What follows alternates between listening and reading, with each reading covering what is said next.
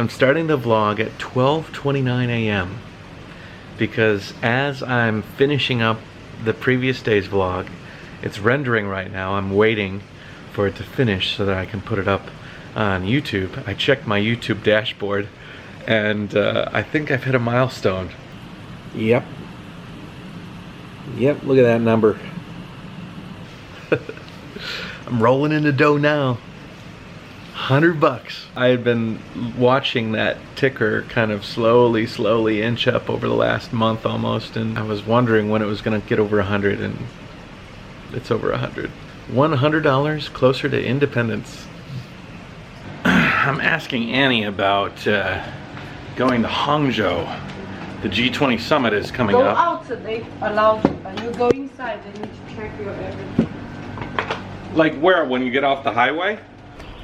I was thinking about going up there and just seeing what I see, and then I could just kind of like let you guys know.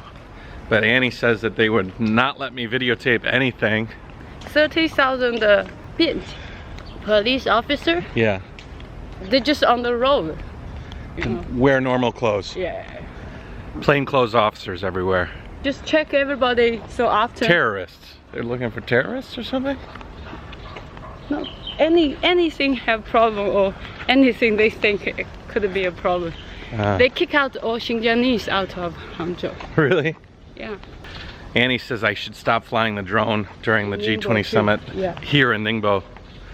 It just raises too many red flags, someone flying a drone over the city during the time of such an important meeting. Yeah, Obama's coming. Hangzhou? Yeah. Let's go there. Let's go. We could take a road trip. What are you doing? Making jiaozi? Mooncake. Mooncake. You're making mooncake? Yes. Mooncake with meat inside? That's not mooncake. 对啊，不一样的。 Mooncake. Another mooncake. 对不对？我看你们画画。花花。 이거 이제 거야, 우리 순이.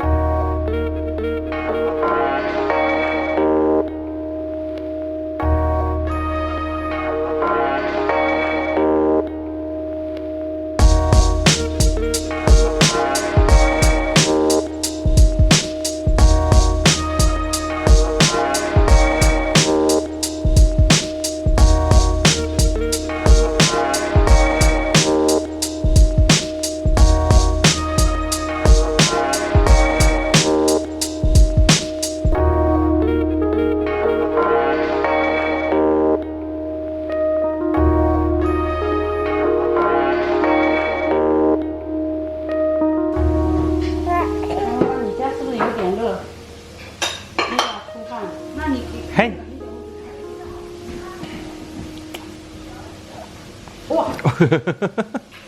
What's hot?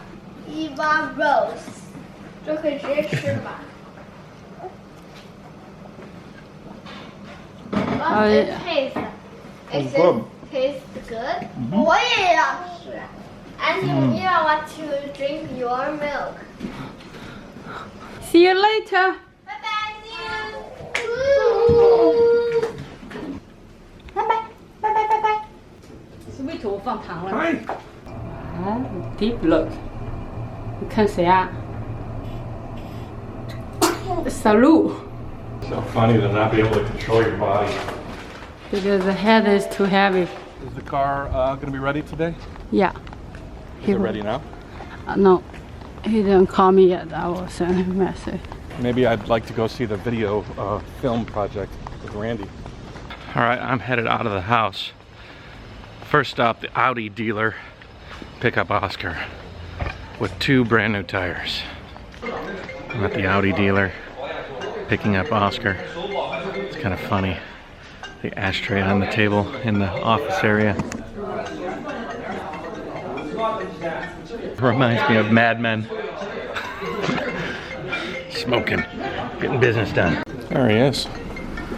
好的，谢谢。没事，再见啊。 Yeah, that Audi dealer was full of rich men smoking. I don't think that it would do too well to put non-smoking signs in any of these dealers. Mercedes and Audi and even Volkswagen. I think you would drive away their chief customer base, you know, the factory owner that's, you know, into a lot of cash and probably just sits at his desk at the factory smoking cigarettes all day. In China, people rely heavily on the dealerships because there's so many new cars. There's really not a huge old used car market. You never see classic cars unless there's a really interesting show going on, and they kind of bring the cars out of the woodwork. Most of the time you're dealing with new or slightly older cars, and most of the stuff is done at the dealerships. On top of that, there's no place to do it. My dad was a plumber and a mechanic. Plumber during the day, mechanic during the night, carpenter and electrician in the middle. And we had a huge workshop in the backyard, probably every tool you'd ever possibly imagine. Could fix anything, repair anything, build anything. Oftentimes I would do the oil changes, I'd wash a car. He taught me how to do, you know, some basic maintenance. And it was part of daily life. If the car needed a wash, we pulled it in the backyard, filled up a bucket of suds, washed the car. Need an oil change, need a tire rotated, we'd do that, you know. But in China, people are ignorant to that. And so you can't fault them, you know, but a lot of people don't even know how to do basic things to their car. So they rely a lot on the dealerships. And there's not even like a Pep Boys or a Discount Tire so much that you can kind of go to and pick up some basic stuff to do your own maintenance. It's all kind of relying on the package that you bought when you first bought the car.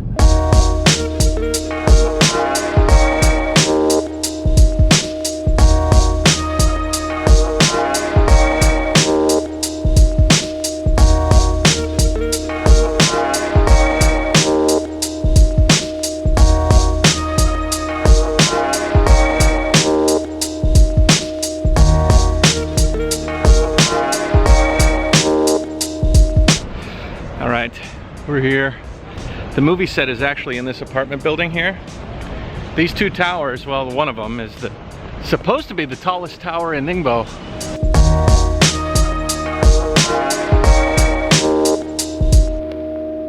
Yeah, so this movie, Randy, who is a friend of mine, is financing a lot of it. And it's a story of an Iranian actress that's looking to get a part in a movie. It's following her journey. There's a woman at odds with her family, and there's some conflict there, and it should be interesting to see the behind the scenes. I'm in the wrong place. The real set is over in Lawaitan. I thought it was here, but apparently I was wrong.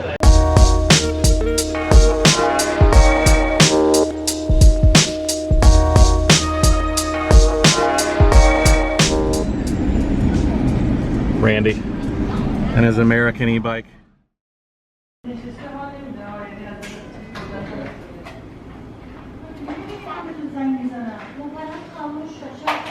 So they're doing the movie right now. I can't talk loud. This is my first time on a set, like a movie set. It's kind of neat.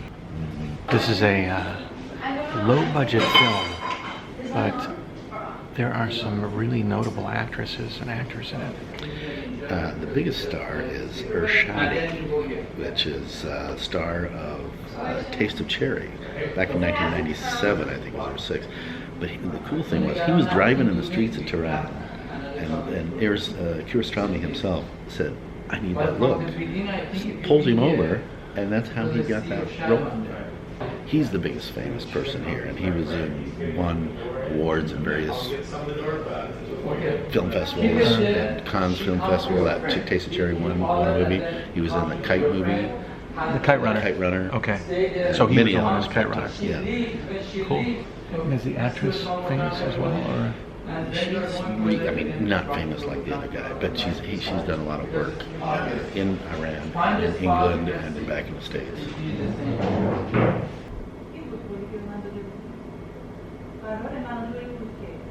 Okay, thanks.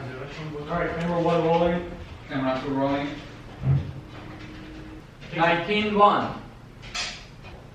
Action.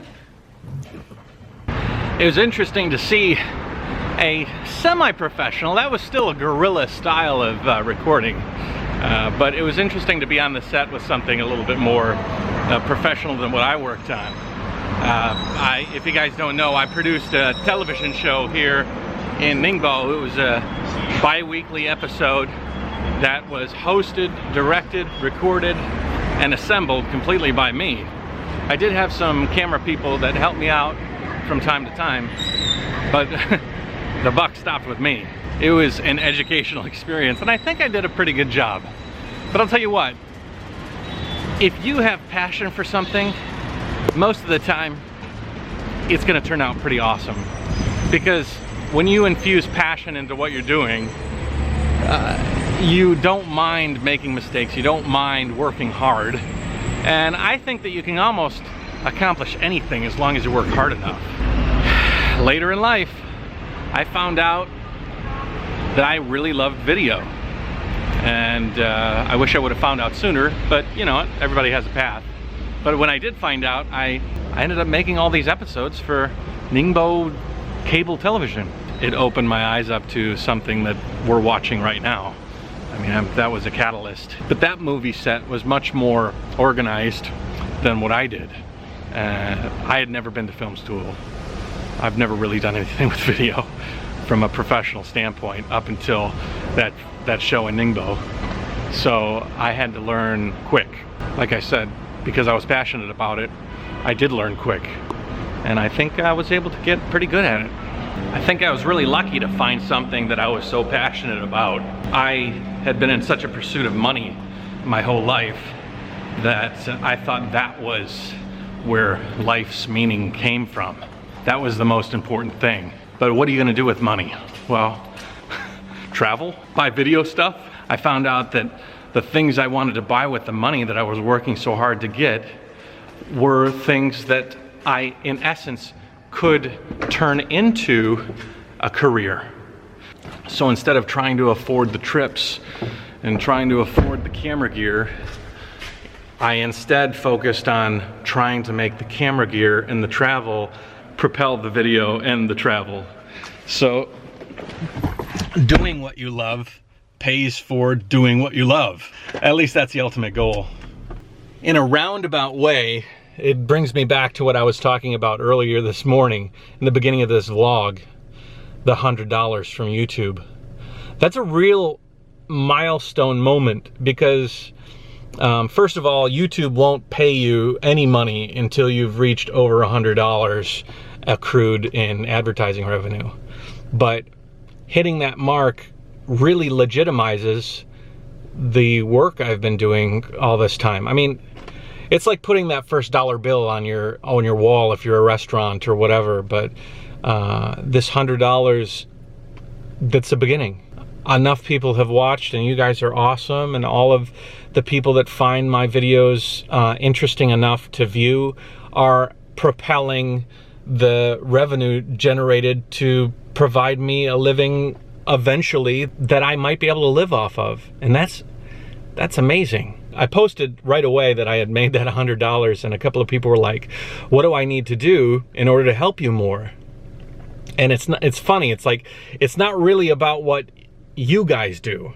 It's all about what I do, because as long as I make interesting videos that you like to watch, then you'll watch, and then that in essence will provide me with a revenue stream. If this was 25 years ago, before the internet, and you wanted to deliver a message to the world, first you'd have to get money, then you'd have to get a camera crew, then you'd have to do a demo, then you'd have to sell that demo to a bunch of TV stations that would really want to point the highest demographic. So they would tell you, don't do this, don't do that, do this, this, this, and then they'd change your idea into something else. Then you would put the product out to a bunch of stations and try and get some sort of syndication or get somebody to carry your show. And eventually, you know, you might get a show on TV, but I doubt it would be your original vision. And it would have so many hands in the pot that your original passion project is now polluted.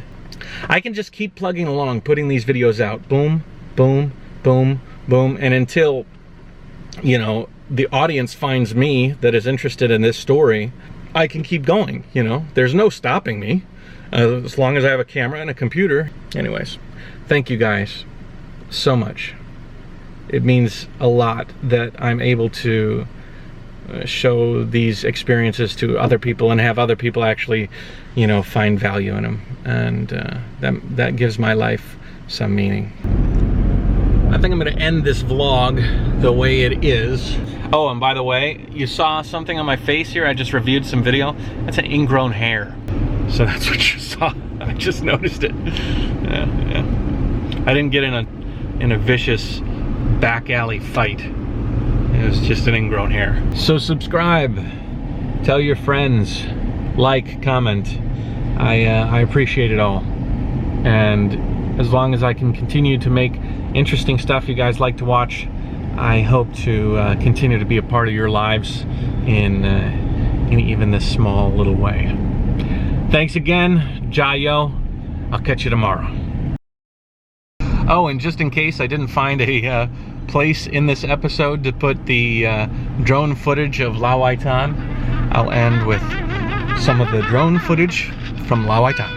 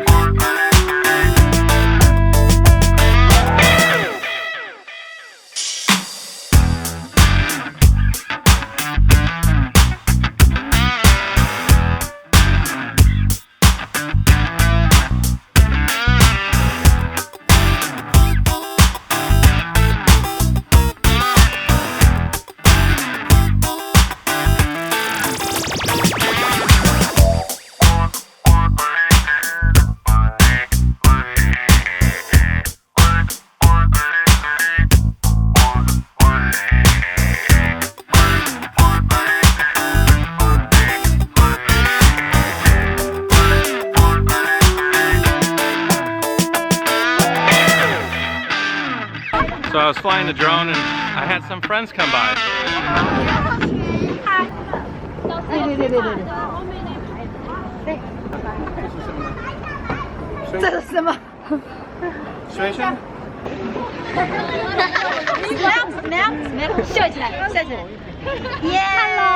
Hello, yeah.